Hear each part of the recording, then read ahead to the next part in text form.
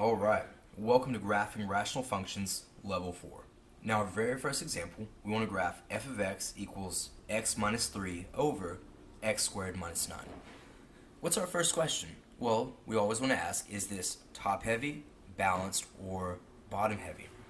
Now notice, on top we have an x, and on bottom we actually have an x squared. So just looking at that fraction the way that I wrote it, do you think there are more x's on top or more x's on bottom? And obviously there are more x's on bottom, so we would say that this is a bottom heavy function. Now that's going to be useful to us here in a moment. However, the first thing that we want to do here is we want to ask ourselves, can we factor anything out? And so let's kind of look at this right side. We see an x minus 3 over, and we know that x squared minus 9 is actually a difference of squares. So let's break that apart. And let's see, what is the difference of squares for x squared minus 9? We know it would be x plus, and the square root of 9 would be 3, and x minus 3. So remember, with the difference of squares, it's the exact same factor. However, one has a plus in the middle, the other has a minus. Now you'll notice something interesting here. What's actually happened is we have an x minus 3 on top and an x minus 3 on bottom, and these two factors will essentially reduce to 1. So we're left over with f of x equals 1 over x plus 3. So whenever we do this, we actually wind up getting a level 1 kind of problem, which is incredibly simple to graph. Let's see, what would that look like? Well, we know it's bottom heavy, so our horizontal asymptote is automatically set to 0. There's nothing being added or subtracted at the end, so it just stays 0. We have our vertical asymptote, which is where x does not, x plus 3 equals 0. So I said x plus 3 equal to 0, minus 3, and of course x equals negative 3, which will be our vertical asymptote. Now at this point, we have enough information to graph this. So we'll go ahead, we'll draw this, and let's see, I'm going to switch over to this nice red here. We know our horizontal asymptote is going through here. And we know that our vertical asymptote, negative 3, let's see, there's 1, 2, 3, it's going this way. And the last thing we'll do, right before we graph this though, is we have one new thing. I want y'all to take a look at this factor that we canceled out. Right there we canceled out an x minus 3. Well, there's something problematic about that.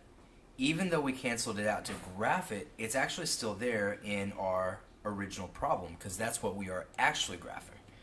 So notice, if I were to set x minus 3, oh that's kind of crazy. If I were to set x minus 3 equal to 0, well, how can we get rid of that minus 3? Well, we had to add 3 and add 3. And so it turns out, not only do we have a vertical asymptote at x equals negative 3, we have another portion of the graph where x cannot be positive 3. And we actually call that a hole. And I'm going to start including that in our words over here. We have a hole at x equals 3. So before I graph this, let's go over here to 1, 2, 3. Oh, and by the way, is this positive or negative? Well, we know it is a positive function, and so our value is going to be above that dotted line, the horizontal asymptote. So essentially, we're saying this. It looks like our functions that we're used to graphing. However, right here at this spot, x equals 3, our function does not exist, and we call that a hole. Now down here, of course, we have the rest of our graph. And so this would be the graph that we are looking at. And I know that's kind of cramped in there with all the rest of this other math. Now from here, we would do our domain and range, except for there is one slight little issue. So let me go ahead and erase some things over here off to the side, just so we have plenty of room to write out our domain and our range. And in fact, I want you to think to yourself right now, while I'm erasing, what is the problem that we could possibly have here? Think about the domain. Will it be all the normal values that we typically have, or will there be something that we're missing? Okay, so here we go. So we'll write our domain. And let's see, Way over here to the left, like normal, we're still going to negative infinity. And as our graph goes to the right, we hit that vertical asymptote, which was at -3. Okay, pretty standard. Union, we go to the other side of -3 and we keep going down, so -3. But wait a second, what happens when we hit that hole? Is that hole at x equals 3, is that value included in the domain? And it's not. That's what a hole means. There's nothing there. And so in fact, we actually go from -3 to +3 union, and now we have to add a third set for our domain. And on the other side of +3, now we are continuing on to infinity. And I know that looks a little weird right there. Let me really embolden that 3. So whenever you have something where a factor cancels out, your domain might have something unusual happen to it, where either you have more points of discontinuity that we have to add in, or in some cases we might even have less. Now the good news here is that our range will be unaffected. It will be the same as it typically is. This goes down to -infinity. We know our graph is going all the way up to 0, and so we go from -infinity to 0, union 0 to +infinity. I know this is a little bit more complex of an example. I would ask you to pause it or maybe even rewatch it, and then I would actually, instead of going on to other examples, I'd just go try out examples 1 and 2 for y'all's problems. Alright, let's move on to example 2. Okay, here we are in example 2, and we want to graph f of x equals -x plus 2 over x squared minus 4. Now notice this is almost exactly like the previous example, except for here our function is negative. And let's go ahead and start tackling this thing. Our very first question, is this a top-heavy, balanced, or bottom-heavy function? And here we can see on top there is 1x, and on bottom there is an x squared. And since there's 2 x's on bottom, 1x on top, we know that this will be a bottom-heavy function. Remember, that really helps us out for our horizontal asymptote. It's ultimately going to tell us that this has a horizontal asymptote at 0.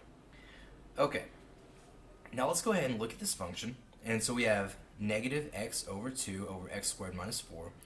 And the way we really want to break this up is that negative is in front of the fraction. I know I didn't draw it super clear, but we have x plus 2 over, and we know x squared minus 4 is a difference of squares, where we can write x plus 2 times x minus 2. Now notice, what factors cancel out here? Well, the x plus 2 on top and the x plus 2 on the bottom, and we're essentially left over with this, -1 over x minus 2. Now, as we previously stated, our horizontal asymptote is at 0, and let's take a look at our vertical asymptote. Well, that will be where x minus 2 is equal to 0, this remaining denominator. And of course, how do you get rid of a minus 2? Plus 2, plus 2, and so x equals 2. That will be our vertical asymptote. Now we have to ask ourselves, did anything cancel out in this function? And yeah, the x plus 2 canceled out. So we also, I'm going to write this word here, our whole, this is our new concept. And so this function that canceled out, x plus 2, we set that equal to 0 as well. And what gets rid of a plus 2? Well, minus 2, minus 2. And so x equals -2. And so what we're saying is we are going to have a whole at -2. Now at this point we can go ahead and graph our function. Got this nice big space right here. And let me go ahead and switch this nice red. We'll say our horizontal asymptote that's going through the x-axis or at y equals 0. And we have our vertical asymptote at 2.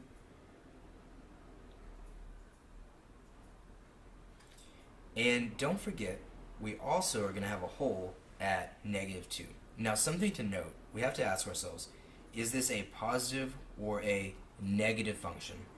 And we know that it's negative, so when I come over here to x, let's see, x minus 2, we have to ask ourselves, with a negative function, will the left side of the graph be on the top quadrant or the bottom quadrant? And if you will recall, it turns out for a negative function, the left side of the graph will be on the top quadrant. And so when I come over here to x to the negative 2, I'm going to put my hole above it. We can now graph the rest of this function. And of course, on a negative function, the right side of the graph is on the bottom quadrant. Okay, well, the thing that hole is going to affect is going to be our domain. Let's see if we can figure this out. Alright, how far does our graph go to the left? Well, it's going all the way to negative infinity. And as we go to the right, the first discontinuity that we hit is this hole. And so we know that x cannot equal negative 2. So our domain is everything from negative infinity up to negative 2, union. And on the other side of negative 2, we then continue on until we hit the vertical asymptote at positive 2, union. And now we're on the other side of our vertical asymptote over here. So we pick up on the other side of 2. And of course, now we are off to infinity. And so notice, whenever we have a hole, this is going to mean that our domain must have 3 parts for a rational function. Let's go ahead and take a look at our range. And for our range, of course, we can clearly see this is going all the way down to negative infinity. And it goes all the way up to 0. And then, of course, on the other side, we go from 0 to infinity. Alright, pause this video. Finish taking these notes. This will help you out with example number 2. And then I'll see you guys in example 3. Okay, here we are, example 3. And we want to graph f of x equals x squared plus 9x plus 20 all over x plus 5 minus 3. Now notice something here. On the top we have an x squared, and on the bottom we have an x. And this is in fact our very first top-heavy function that we're going to look at this year. So let's go ahead and let's start breaking it down. What does it mean to be top-heavy? Well, so we have x squared plus 9x plus 20. And ask yourself, what two things multiply to be x squared? Well, of course, that would be x and x. And then what two numbers add up to be 9 and multiply to be 20? I want to give you a couple seconds. Really think about it. Two numbers that add up to be 9 and multiply to be 20. Well, that would be 4 and 5. So this factors into x plus 4, x plus 5, all over x plus 5. And then don't forget, we still have this minus 3 over to the right. Okay, so let's see, what happens here? Well, our x plus 5, those cancel away. And you know what, at this point, why don't I even go ahead and write over here that we have a hole where x plus 5 is equal to 0.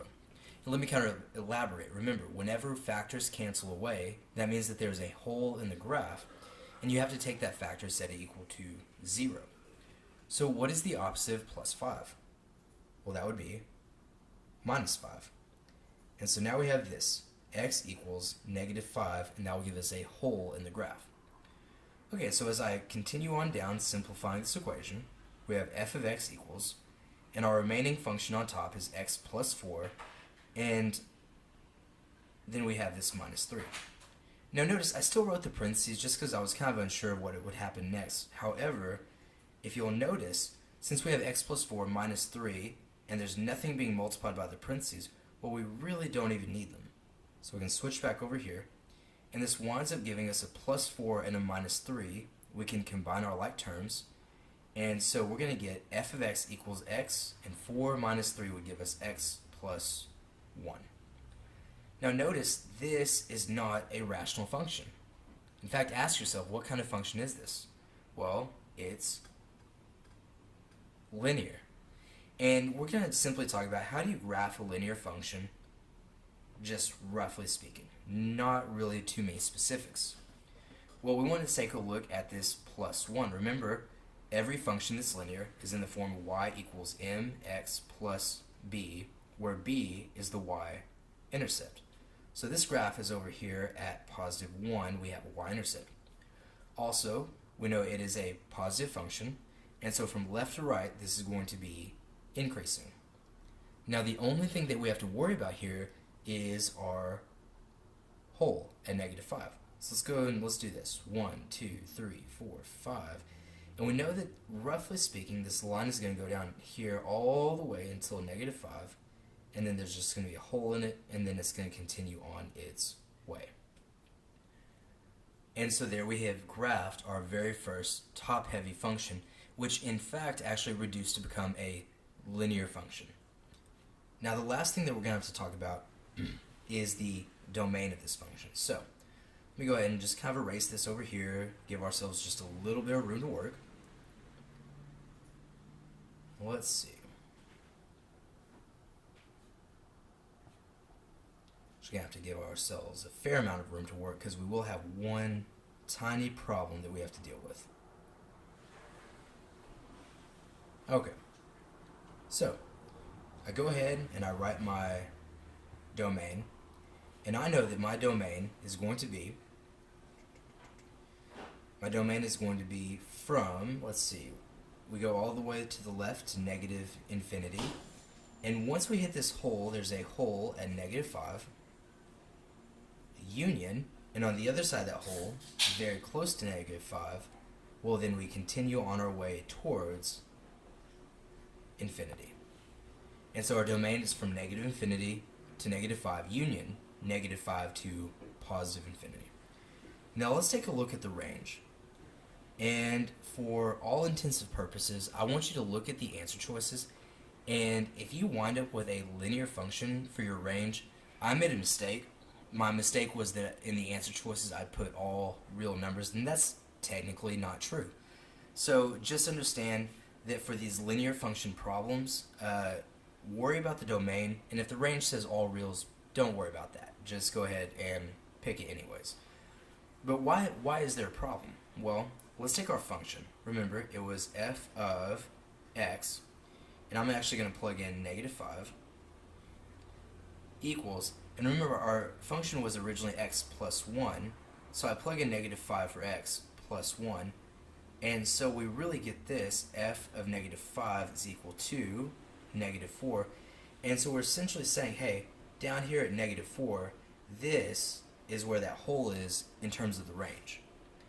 And so that changes the range to become negative infinity to negative 4 union negative 4 comma infinity.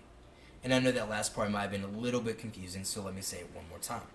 Remember, once we canceled out the x plus 5 in the original function, we got down to this function, f of x equals x plus 1. And we know that negative 5 is not included in the domain, but we have to plug negative 5 into the function. That's where we got this right here. And so I plugged in negative 5 for my x, and so negative 5 plus 1 gave us negative 4. And all we're saying is, hey, this includes every y value all the way down to negative infinity, but when it hits this vertical height of negative 4, that point is not included either. And so that's why our range is this right here specifically. Remember, for problems, I believe it's 4 and 5, you're going to have this top-heavy function that becomes a linear function. If the range says all real numbers, that's okay, don't worry about it. I simply want you to focus on the domain because I have included the domains correctly. Alright, thank you all. I hope this helps, and good luck.